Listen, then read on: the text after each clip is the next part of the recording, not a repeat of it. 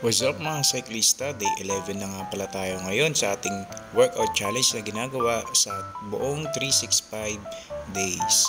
Ayun mga cyclista, ginagawa ko pala ngayon, akit baba muna tayo na workout sabay ibang mga push-ups at sit-ups.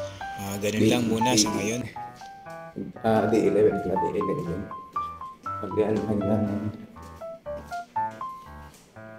baba. Hindi tayo nakapag-workout eh. Medyo na busy. Kapit baba muna tayo sa hagdanan. Hindi tayo nakapag-jogging kanina umaga. So, okay. With Laura.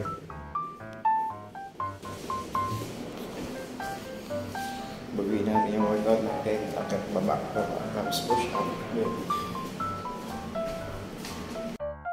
Dapat ay magja-jogging talaga ako ngayong araw nito. Kaso umulan at hindi tayo nagising ng maaga. Kaya ito muna, akit baba muna tayo. Magdadala pala ako ng documents doon sa baba. Tapos pag akyat, ganun pa rin. Hindi nga pala ako gumamit ng elevator dahil sabi ko ito na yung kasama sa workout natin. A few moments later. Okay, paakit na tayo. Paakit naman tayo, paakit.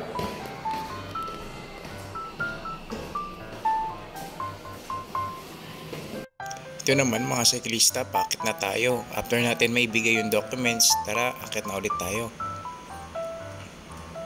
Malaking factor din to para sa ating workout at pagpapapayat.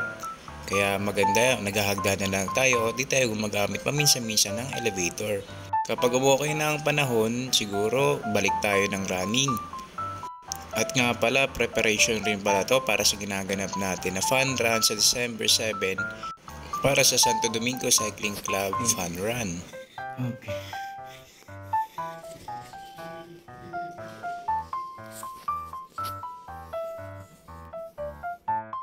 Siyempre, after natin akyat baba sa hagdanan ay mag-push up muna tayo at ibang mga workout na gagawin natin dito. Hindi na ako nag-stretching dahil ang hagdanan is kasama na sa aking stretching na ginagawa.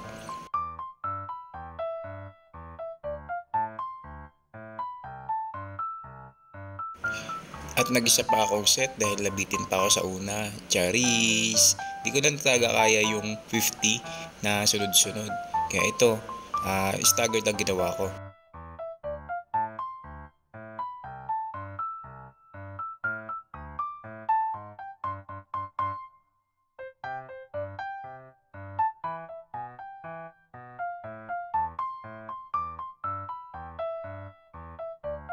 At sinabayan ko na rin ng jump squat. After nyan, ay nag-jumping jack na rin tayo.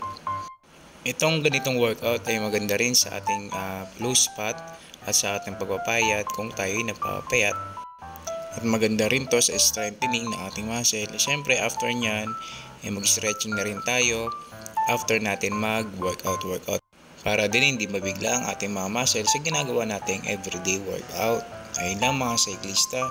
Sana matuloy-tuloy natin ang challenge nito. Maraming salamat sa inyong panonood. Hanggang sa susunod na ating mga video. Salamat!